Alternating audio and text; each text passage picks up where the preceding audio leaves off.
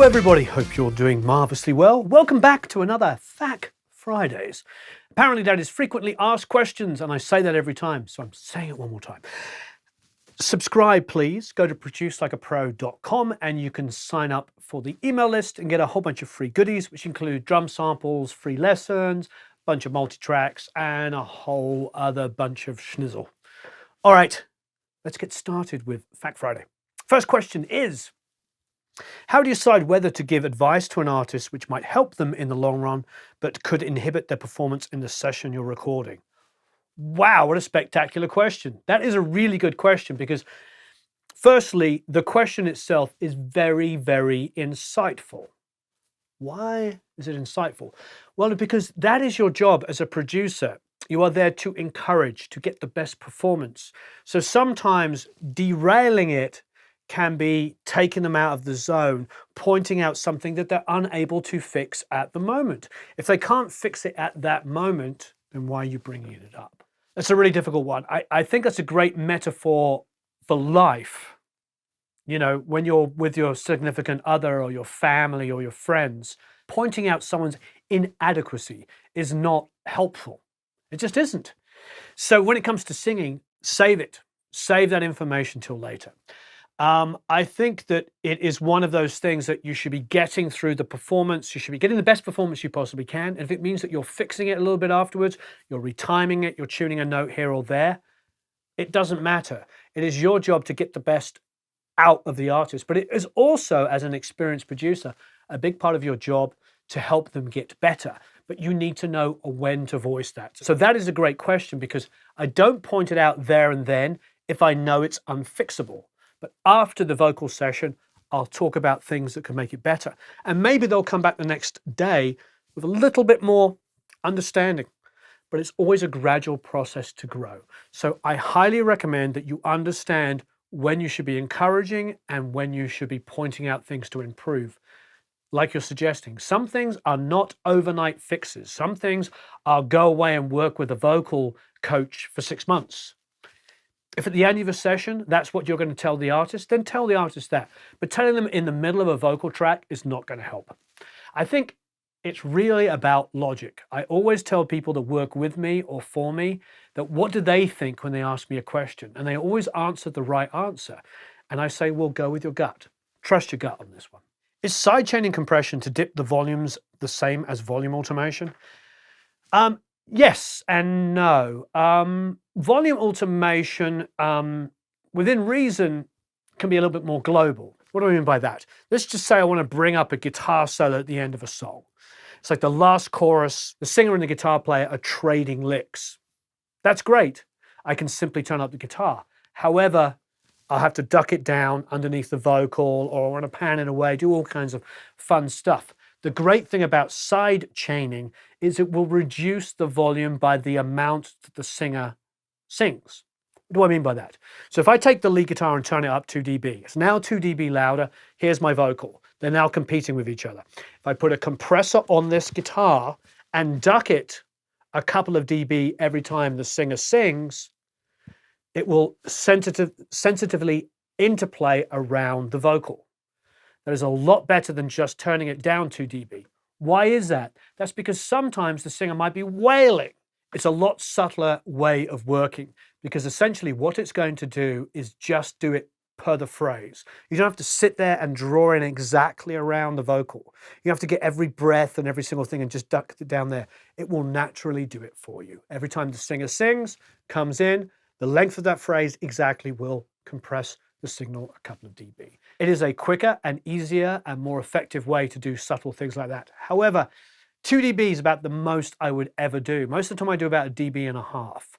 I wouldn't use it for like massive global things. There'd be nothing worse than hearing a guitar just disappear for like 7 dB and then come back up.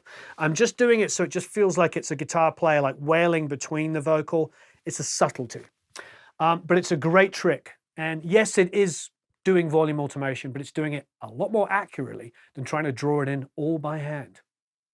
Is it possible to turn a bad song into a good only by good sound production of a song? Or is there any way success of a great song would depend on the music being good and the musicians being very professional? Interesting question. I understand what you're asking there. It's an interesting one. Yes and no, no and no. What do I mean by that? There's plenty of songs that we hear on the radio. There's songs that are in television commercials or on TV and film that you hear that don't necessarily have some massive great hook that you're singing. However, they may have a really, really infectious groove. A lot of hip hop, a lot of EDM has a groove that gets you right from the get-go, makes you want to dance. And then the hook might be very, very simplistic. It's definitely not Let It Be. It's definitely not Hey Jude. It's definitely not Bohemian Rhapsody. It's not like a masterpiece of a song, but it might be a really incredible, infectious groove. A lot of 70s funk stuff was all about that, just groove. So to answer that sort of directly, I would say if you build a track, you get incredible musicians, you get something that feels incredible. Even if the hook is not that good, at least you may have something which feels absolutely wonderful and makes you want to listen or dance to it. If it's sonically interesting enough to listen to and it makes you want to dance, it's a catch-22. Is it going to turn it into a massive worldwide smash? That's arguable. I mean, this is where we get into like a lot of contention because some people think that big pop songs are not hooky. Other people think that they're super hooky. And the point is like, it's very, very subjective. All I know is our job as producers, engineers, and mixers and musicians is to do the best we can. People are coming to us with a song or you write a song and you want to produce it the best possible way you can. Even if it's not a smash hit, it's still up to us to do the best possible job we can. Do I think we can turn a crappy song into a smash hit? No, but can we turn it into something that sounds fantastic with a really good groove, that feels fantastic, that's really interesting from start to finish? Yes, that's our job. And I like it. And I love it. And that's what I'll do. Every single time somebody brings something to me, I will do the best I can to make it as good as possible. For someone trying to learn guitar, would you recommend thinner or thicker strings? Interesting. I mean, the obvious answer is to say thinner. Why is that? Because it would be easier to play. However, it's more about how the guitar is set up. Andrew now is going to pass me that acoustic guitar there. Yeah, exactly. Now, why do I say this? Thank you, Andrew. This is called an action. This is the distance between the string and the fretboard. This acoustic guitar is pretty low. The strings are heavy.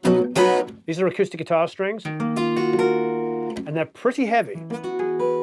But it's easy to play, relatively, because the action is well set up. You need to have a guitar that the action is low enough to be playable, but not too low that it frets out. What do I mean by fret out? There, it's a little fretting out right up here. It's buzzing. There it is. I'm abusing it to make it do that. But you hear that bwang, bwang, bwang, sitar sound? It's fretting out. So it probably needs a little bit of a setup, but ultimately you hear it's pretty clean.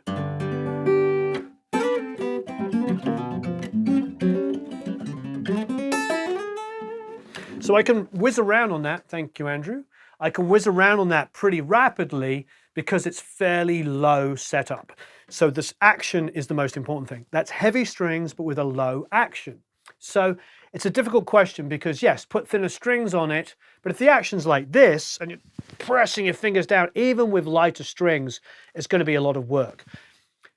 Whatever you do, when you buy a guitar, make sure it's professionally set up. I will say these days, most guitars that I see in music stores are very well set up.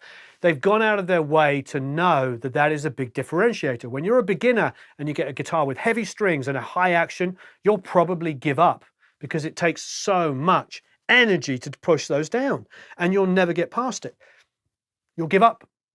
So guitar shops, guitar stores have a tendency now to make sure guitars are exceptionally well set up. However, if it's not well set up and it doesn't feel good when you play it, putting lighter strings may happen, but nothing beats a really good setup done by somebody who knows what they're doing. So get a relatively low action, but not so low that it frets out. Another thing is sometimes when the action's really low, you bend it, it chokes. You just got to get that fine kind of area. I highly suggest when you purchase a guitar, especially if you're a beginner, make sure it's professionally set up. When you consider something as wrong, and when do you consider something as an artistic preference? What a wonderful question. Wow. I mean, it's the answer. The quick two-word answer is sound good. I mean, really, does it sound good? There's so many things. You've heard me talk about this before if you've followed me. I remember listening to Raw Power for the first time, the Iggy and the Stooges record, as a kid, and hearing so much about how this was the birth of punk rock and how all punk rock bands listen to this album, and putting on Search and Destroy, and it's like starts off, and then this guitar solo comes in at least 6 dB too loud. And I was listening to it really loud because it was quiet at the beginning, and I threw the headphones off because that now guitar comes in, and it was like, what is that? That was totally wrong. I heard there was some heavy influences that Bowie and Iggy had when they were mixing it. They may have been under the influence of a certain substance. However, the point is like I went back and I turned it down a little bit. I listened to it again. I was like, it's exciting. I listened to it again. I listened to it again. Now it's what I love about that record, about all of those imbalances, how it's like kind of a middle finger, rock and roll, punk rock, irreverent kind of like attitude. So sometimes wrong gives you that. That is the idea of wrong. Wrong when things are too loud, too distorted. How do I know? I just know, does it feel right to you? Is it wrong, but does it feel right? I mean, it's really what it is. Rock and roll, punk, country, it doesn't matter what, EDM, hip hop, all has an element of danger. A little bit of danger, a little youth attached to it. You know, I love jazz. I love classical music. I grew up on classical music. It's the first thing I listened to. And yet there's even some danger in some classical music. It's not all da da dum dum dum bum bum. It's not all like 3-4 waltzes. There are some stuff like when you listen to some Beethoven, it's super dark. It's the French Revolution. There's some stuff in there, Tchaikovsky, 1812 Overture, a celebration, I mean, of the Russians defeating Napoleon. I mean, there's all of these things that mean so much and are so passionate. And, you know, what is right? Is right Strauss only? Is right only the Carpenters? Or is it punk rock? I mean, there's so many versions of right. The point is does it give you an emotion? Is it exciting? Is it edgy? Then yeah, that makes it good. And ultimately that is the answer, is like, is it good? Because wrong can be amazing. I've had a plugin once, a couple of plugins feed back on themselves for some unknown reason. And before I restarted Pro Tools, I printed the effect. And it was incredible. And when I restarted, of course, it had fixed itself. But I had the print of this flanger feeding back on itself. So, you know, happy accidents. I think most of the recording advancements were all things going wrong. So embrace the wrong. Thank you ever so much for watching. I really appreciate it. As ever, please leave a bunch of comments and questions below. Please tell us about your experiences. When have you had things go wrong that you've ended up loving? What experiences have you had with singers where you have chosen not to give them advice, or you've chosen to give them advice? Where do you draw the line? Please get involved in all this stuff. Thank you ever so much for watching. I look forward to reading your comments and questions, and have a marvelous time recording and mixing.